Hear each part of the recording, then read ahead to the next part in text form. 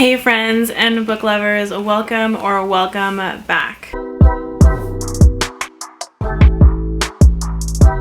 I am not done with my 2022 list content. I think this is one of the last videos that I'm going to put out for things that I want to get accomplished this year.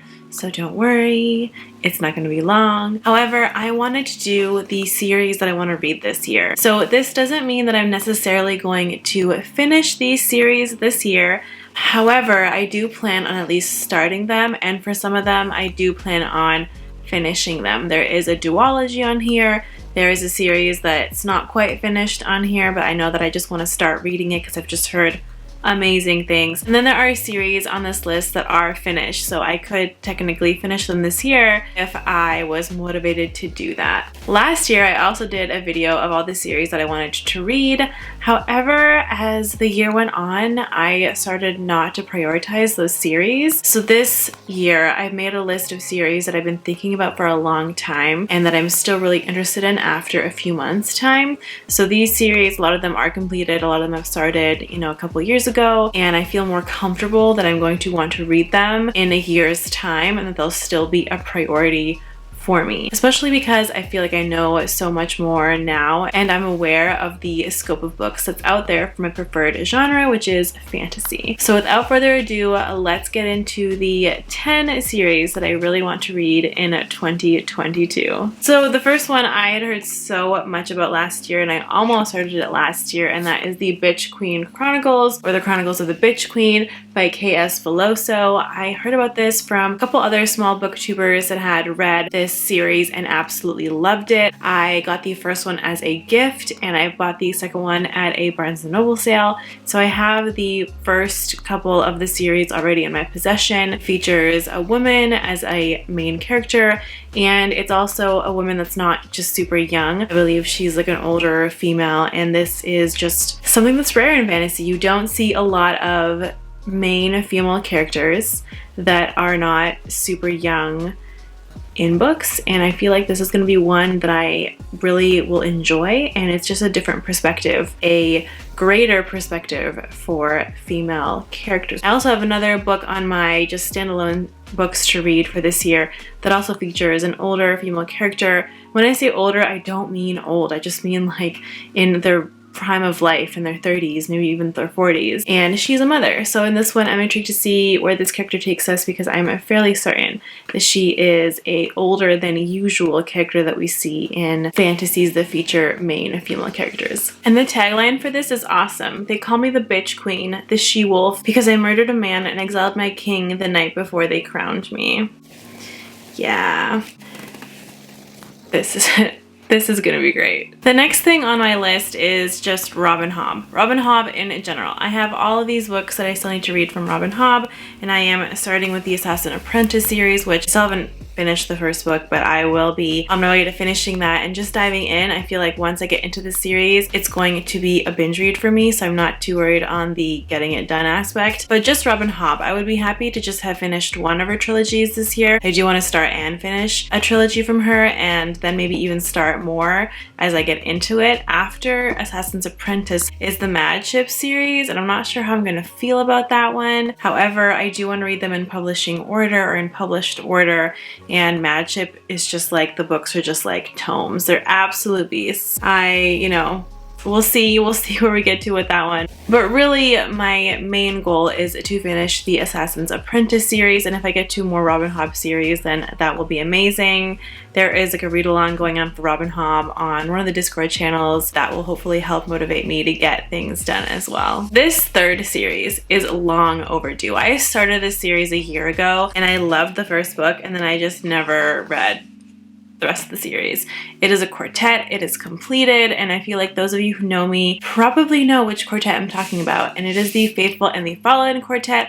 I read Malice and I feel like I remember most of it, so I don't want to go in and reread everything, but I might reread just the last little bit just to make sure that I have all the connections right. I don't think John Gwynne gives you a recap at the beginning of his novel. Side note, I love when authors give recaps at the beginning of the next novel in the series from the previous story, because that just really helps me get back into the story without having to reread like 4 or 5 books if it's a really long series. I don't think, unfortunately, that John Gwynne does this for this series, which is fine. It's only 4 books, which is relatively regular size for a fantasy series. However, I will just dive into Valor when I get the chance to. This series is just going to be like a labor of love for me because I just really want to get it done, and then I really want to get to his Shadow of the Gods series, which seems even more amazing, so I cannot wait to get to that one. Here we are, Malice is on my list, and it is a huge priority for 2022 because it is high time that I finally finished it. I can't tell you how many times Valor has been on a TBR and it just hasn't been done, so it is time. This is a series that I'm fairly certain I'm going to love, and so I bought these special editions from Fairy Loot when they released them, and they're absolutely gorgeous. I don't think I've really put this on a TBR though. I think I put this on like ones that I wish I've read or ones that I'm planning on reading soon, but not a really concrete TBR like this one. And that is the Ember in the Ashes series by Sabaa Tahir. Now, oh, this one's very shiny, but this is a special edition, so it looks a little different than what you're gonna see if you look this up on Google or on Goodreads. But this is described as like a YA, maybe grim, dark, light by some other booktubers that I do follow, and this is just one of those YA series that I think has really stood the test of time from the reviews that I'm reading. I think as a fantasy reader who enjoys both YA and adult, but is kind of leaning more towards adult these days, I'm still really gonna enjoy this series, and I would really like to read it and just kind of have it under my belt, especially since a lot of forthcoming series are compared to this or give this as a descriptor when they are being, you know, described or trying to be sold in the market. I really want to get into this. I think I'm really going to enjoy it. This is probably going to be a 5-star prediction for me, so you might see it in a 5-star prediction video. I think I'm really going to enjoy the whole series, and this is why I just want to put it on here, because it'll be nice to have, you know, a variety of genres and reading levels on this list of series to be read in the year of 2022. And like I said before, some of these series are going to be short. They're going to be duologies. And this next series is a duology. It is the Dreamblood duology by N.K. Jemisin. I was originally going to read this on Books with V's Discord. She had a read along for this duology late last year, but I just didn't get around to reading them with other competing priorities. But I love N.K. Jemisin. I've loved the 5th season, and I've just loved everything I've read from her so far, and I haven't read the Dreamblood duology, so I really want to get to it. There are definitely mixed reviews on this series, so we'll see how I feel about it, but I really enjoy her writing, so at least I know that I'll really enjoy that aspect, and she tends to be really creative and take a lot of awesome liberties with her stories. So I'll read the synopsis for this one because it is short and sweet. In the ancient city of Gujarat, peace is the only law. Upon its rooftops and among the shadows of its cobbled streets wait the gatherers, the keepers of this peace. Their duty is to harvest the magic of the sleeping mind and use it to heal, to soothe, and kill those that are judged corrupt. But when a conspiracy blooms within Gujarat's great temple, a hero, the most famous of the city's gatherers, must question everything he knows. Someone or something is stalking its prey, both in Gujarat's alleys and the realm of dreams. A hero must now protect the woman he was sent to kill, or watch the city be devoured by war and forbidden magic. I mean, this just sounds so up my alley that I really hope that the pacing of the story is up to par, but we'll see. There are just so many mixed reviews that I'm not quite sure if this is going to be a 5-star for me or if I'm just going to be enjoying the novel, but either way, I am planning on knocking out this duology this year, and the books aren't too thick either, so I feel like this is a nice one to have on this list. Similar to An Ember in the Ashes, this next one is also a YA fantasy series that's really popular and I've heard just so much about. It is the Daughter of Smoke and Bone series by Laini Taylor. Now, I've actually finished the first of the series, and this is a read-along that we're doing right now on Books with V's channel. I have been wanting to read this, however, for a really long time. Joanna actually bought me the box set as a gift, so it's also been on my shelves for a few months now, and it's just been a goal of mine to read it. I have actually read The Strange, the Dreamer duology by Laini Taylor, and I really enjoyed the writing and the whimsy. Since reading at least the first one in this trilogy, she does still have that kind of whimsy and beautiful writing. I will also say that this one is a little more edgy and straightforward, so I think I'm enjoying it just a little more because it has that kind of edge to it that Strange the Dreamer didn't totally have, though that duology is absolutely beautiful and whimsical. I would recommend it just for those qualities that it has, but I'm really enjoying this read. I've heard from some folks that the first book is maybe stronger than the rest of the series, but nonetheless, I'm still looking forward to reading the next or last 2 books in this trilogy, and I know that I'm going to have this done this year since I am participating in a read along with it. If you guys would like to join, you can go to Books with V's channel and find our Discord there and join us for the read along. We just finished reading this book. This is one of those series that is not yet finished, but there are 2 out in the series so far, and I've just heard such good things about it from other friends, and it seems like there's a lot of delicious political intrigue in this story. And even though it's not a finished series, I figured I would use it as a series instead of using it as a standalone, because there are multiple books at least released so far. And that is the Rook and the Rose series, the first one being The Mask of Mirrors by M.A. Carrick, which are 2 writers that are collabing to write this series. Now, I've heard amazing things about Mask of Mirrors, and I've also heard amazing things about its sequel, just that they live up to par, that it's just a really great sequel and a really great first book, and I just can't wait to read it. I think this is going to become a binge read, because once I read the first one, I know that I'm going to probably want to binge read the second one. If it's as politically intriguing and just interesting as everyone says it is, this is probably going to go by really quickly for me, and it's probably going to hurt to wait for the third one, but I do think the third one is coming out soon because they seem to be putting these books out fairly regularly, so it's really great to see that